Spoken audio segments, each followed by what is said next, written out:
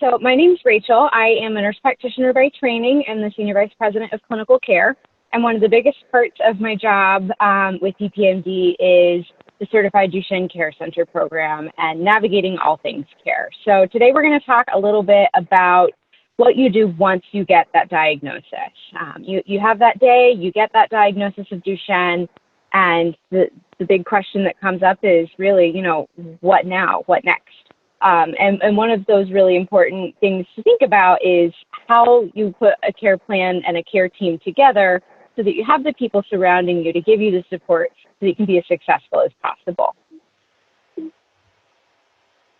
Okay, so what is a care team? So we all know Duchenne is super complex. This is a diagnosis that affects lots of different body systems, and the things that you're facing now are going to change over time as your sons grow older. So that means that, there's a lot of things to think about, but most importantly, let's focus on the right now, let's focus on the here, and let's focus on, what these next steps look like as a family. So one of the really important components of a care team is that it's multidisciplinary. As Pat mentioned, part of the Certified Duchenne Care Center program focuses on the importance of multidisciplinary care. And what that means is that you have a team of doctors and clinicians and therapists who all work together as one cohesive unit to provide you and your son the most comprehensive and cohesive care possible. There's lots of different subspecialists that can be part of that. And so you have to think about what each of those roles is and how they all interact with one another. And we'll talk through some of those. Okay. I really like this graphic. I think it's really helpful to kind of illustrate what that comprehensive care team looks like. Each of these blue circles around the outer edge is the different subspecialists that you'll have as part of your care team. So that includes neurology and the rehab doctors, orthopedics, respiratory, cardiology, GI and nutrition, psychosocial, primary and emergency care, endocrinology, lots of different people who all have different levels of expertise and can all speak to different components of you and your son and his care. But it's really important to have all of that coordinated. And if you try to piecemeal all of these pieces and parts together, that gets really complicated and just really challenging, and it can be heavy and burdensome. So that component of care coordination is just critically important. That's something that each of the certified centers has, is somebody in that care coordinator role. And you'll see this in a lot of other centers as well. Oftentimes this is a nurse practitioner, sometimes a social worker. And so this is a point of contact for you. If you don't know who to ask your question to, you can go to this person and say, hey, I was wondering about this. I have a question about that. And they often can direct you, help you get your appointment scheduled and coordinated so that you can see all of the right people all at the same time. And oftentimes I think about this role as somebody who really wraps their arms around the family and the person living with Duchenne. So that's why you see the family, and then in the very center, you have that person with Duchenne. Okay, so right now, what do you do right now? Facing the diagnosis brings a lot with it, and so we try to keep things as simple and timely as possible. So at this point, a lot of you probably already have a neurologist or a neuromuscular specialist identified. That's probably the person that identified or diagnosed you and your family, or they're somebody that you'll be referred to soon. So this is typically a neurologist or a physical medicine and rehab doctor, but this is somebody who knows Duchenne, who knows the natural course, who knows the treatment, and who really coordinates a lot of that Duchenne care. In addition, you still need to have your primary care doctor, whether or not that's a family care doctor, nurse practitioner, a pediatrician. This is somebody who also is going to be incredibly helpful for all of the non-Duchenne stuff, because before your son is a child with Duchenne, he's just a child, right? And then, of course, we have physical therapy. We're going to learn more about that today, genetic counseling, and neuropsychology as well. So primary care. So your primary care provider is a really important person to have involved in your son's, in your child's care plan, because they are the person that can provide that age-appropriate well child care. So that's, annual well checks, school physicals, vaccination updates to make sure that your child's up to date on vaccines. This is somebody who you can call if your child has strep throat, or, a GI bug, a lot of those just normal kid illnesses that kids bring home from school, daycare, what have you. So this is somebody that's really important to have as part of your care team because they can really tackle all of that basic primary care average kid stuff. They should have an awareness of Duchenne, but they don't need to be a Duchenne expert. But they can be in communication with your Duchenne clinician team so that they can all partner together, collaborate, communicate, and provide that ideal level of care. One of the documents that we've created and have available that's based off of our Duchenne care guidelines is the imperatives of Duchenne MD. This is something that you can find on our website, or I can provide it to you after this by email if that's helpful. But we've got some tools like the imperatives that are helpful to provide to your primary care provider that are a nice high-level overview of Duchenne so that you can give them some of those just really important key takeaways about Duchenne so that they're a little bit more familiar with it. So next is the neuromuscular specialist. So this is somebody that should absolutely have an awareness and familiarity of Duchenne and what it is.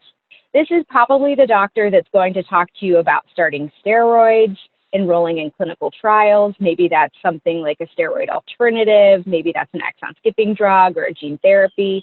And they're going to help to navigate what might make the most sense for you and your family as far as your Duchenne-specific plan of care.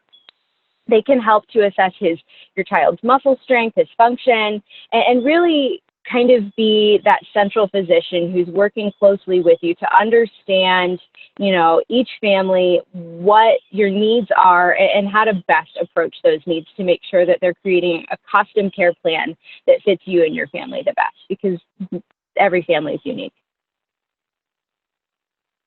Next, we're going to talk about physical therapy. And I don't want to steal Claudia's thunder, but physical therapy is incredibly important as part of your care team. They work really closely with the neuromuscular specialist, but you're also going to come across PTs in a lot of other arenas as well. This could include, physical therapy sessions that you go to. This could include in your clinic visit where they're assessing, strength and function. This could be in the school setting. There's a lot of different places that you could interact with a physical therapist. And so their goals might be a little bit different depending on the arena in which you see them. But overall, they're going to assess current ongoing strength and function and range of motion. Typically, you're going to see somebody like this every 4 to 6 months.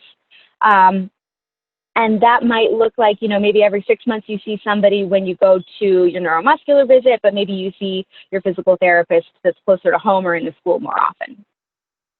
They're going to go through a lot of different practical tips with you. This could look like daily stretching. They might guide nightly bracing, which are those moon boots that you might have heard about.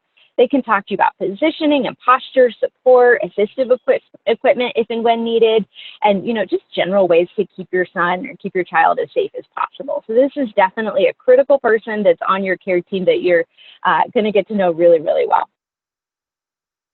Next is the genetic counselor. So I don't know about you guys, but the first time that I heard an explanation of the genetics of Duchenne, it was really confusing.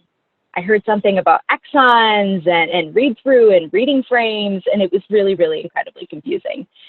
And it wasn't until I had that same conversation with a genetic counselor that it really all clicked and made a lot more sense.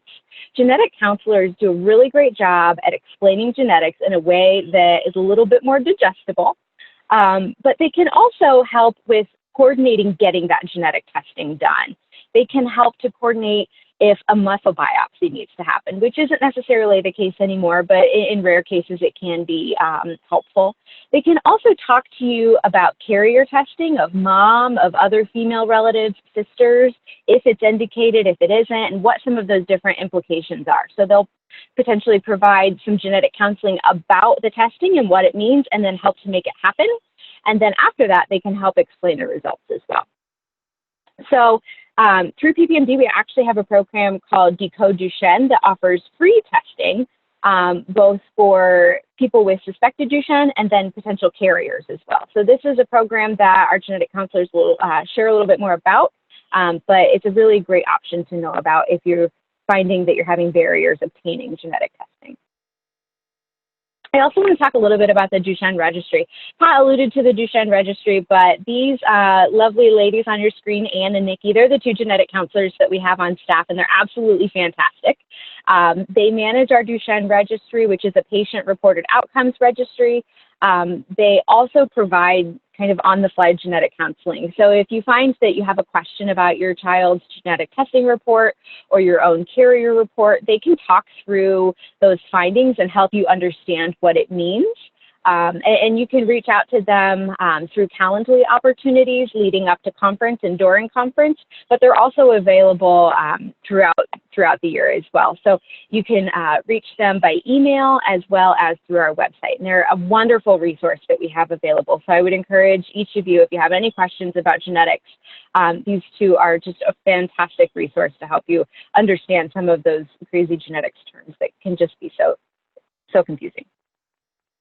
Okay, neuropsychology. So I think a lot of us probably realize that Duchenne affects the brain, and we typically didn't used to think that Duchenne affected the brain, but we're learning so much about what learning and cognition looks like in a child with Duchenne. And a neuropsychologist can be a really helpful part of your care team, and they can do a lot of different things to help support your family as well. So one of the things that they can do is assess for cognitive delay. They can assess and identify the presence of an autism spectrum disorder, whether or not there are learning disabilities, pervasive developmental delays, psychosocial issues like ADD, ADHD, OCD. They can also look closely at the presence of anxiety, depression, and they can assess behavioral issues that might be normal childhood behaviors versus things that might be more specific to Duchenne. So this is somebody that can be incredibly helpful in creating your baseline assessment. And then they can help guide treatment and work closely with your neuromuscular specialist to come up with the best treatment plan as well. And you're going to hear a little bit from Denise later about learning too. So I'll let her talk a little bit more about that, and I won't steal her thunder either. We've got a really great lineup today. Okay, so we're all here. We're dealing with this new diagnosis. What are some of the things to really focus on during the first year? You're going to see a lot of different specialists. They're going to do a lot of assessments, and they're going to ask a lot of questions. When we think about the different people that you're going to meet, some of those people are going to be cardiologists or heart doctors, and then pulmonary doctors or lung doctors. Your cardiologist is probably going to do a family history and see if there's any history of heart problems within your family, and then do baseline and ongoing imaging. What baseline and ongoing imaging means is typically an echocardiogram or an ultrasound of the heart that's recommended at baseline, along with a EKG or an electrocardiogram that looks at the heart's rhythm. As your son gets older, they might do a cardiac MRI to look more closely at the heart muscle and function. Then you're going to meet with a pulmonologist. So the pulmonary doctor doesn't have a lot to do in the very, very beginning, which is good, but it is really good to make sure that you know this person, you get to know them well, and you establish that baseline relationship with them. They're going to do a baseline assessment. They're going to do ongoing evaluation every time you go to your big multidisciplinary Duchenne visit. And as your son gets older and he's able to cooperate, they'll do things like pulmonary function testing to see his lung strength and how well he can cough, things like that. Okay, emergency care. So we don't like to think about emergencies. We don't like to think that emergencies happen, but the reality is sometimes that is the case, and we end up in the emergency room. Well, what do we do if we end up in the emergency room? There are a few things that you should keep in mind. First off, I will say that the PPMD website has a wealth of emergency care resources and knowledge that can be really helpful. And then we also have a mobile app that you can use as a resource as well. So if you find yourself in the emergency room and you're not sure what to tell the doctor, you can pull up that mobile app and say, "Here, emergency room doctor, this is what you need to know." Additionally, we have an emergency card that has some helpful information, and you can even consider getting a medical alert bracelet if that makes the most sense for you and your family. There are some things to keep in mind about emergency care when it comes to falls and anesthesia, and all of that information is available on our website, and we're also happy to talk to you about that if you have any specific questions. But we want you to know that we are absolutely here to help. We are not just a 9-to-5 organization, we're 24/7. I myself and my other care team members, Kathy Kennett and Amanda Wilkerson, we're all nurses and nurse practitioners, and we are happy to help no matter the day, no matter the time. So you can call us, you can text us, you can email us. Sometimes people Facebook message us, but I might not see that. So please don't just post it on Facebook. Reach out to us. We're happy to help you. We're happy to support you. We're happy to make sure that you're getting seen by the right folks or talking to the right people, and make sure that those people are equipped with all of the knowledge so that they can take the absolute best care possible of your child. Okay, so we talked a little bit about the Certified Duchenne Care Center program. This is a map of the contiguous U.S., and I really love this map because it shows all of our certified centers throughout the U.S. And I think we're somewhere around 29 centers right now. We're inching up on 30, which is really exciting. I love that we've got so many centers, but I think we also have a lot of work to do. My personal goal is to have a center in every single state throughout the U.S. so that no matter where you live, no matter where you are, you have reasonable access to Duchenne care. But hopefully with where we are, you all have relatively accessible certified care near you. If you don't, or if you have questions about the hospitals near you, I'm happy to talk through any of those questions that you might have. So send me a message, send me an email, happy to talk through that. But yeah, so this is of July 2020, and we've got some new announcements coming soon too, so keep your ears peeled. All right. So we've talked a lot about caring for your son, caring for your child, and really wrapping your head around what that first year after the diagnosis looks like. And it can be really overwhelming, and it can be a ton of information, and it can just be a lot. But I think that, you know, it's important to maybe take a step back and make sure that we're taking care of ourselves as parents and taking care of our children and taking care of our family unit as well. So please know we have lots of resources to help you do that. One of those ways is getting support through online social groups or our PPMD Connect groups, which I absolutely love. I think it's a great resource. We have Connect groups based on where you are located so that you can connect with other parents that are nearer to you geographically. And they have occasional get-togethers and things like that as well. So that's a really great resource. Make sure that you're providing yourself reliable education. I think a lot of folks, including myself, can sometimes go to Dr. Google, and the information that you get on Dr. Google may or may not be accurate, reliable, or, you know, terror instilling. So make sure that you're looking at reliable resources.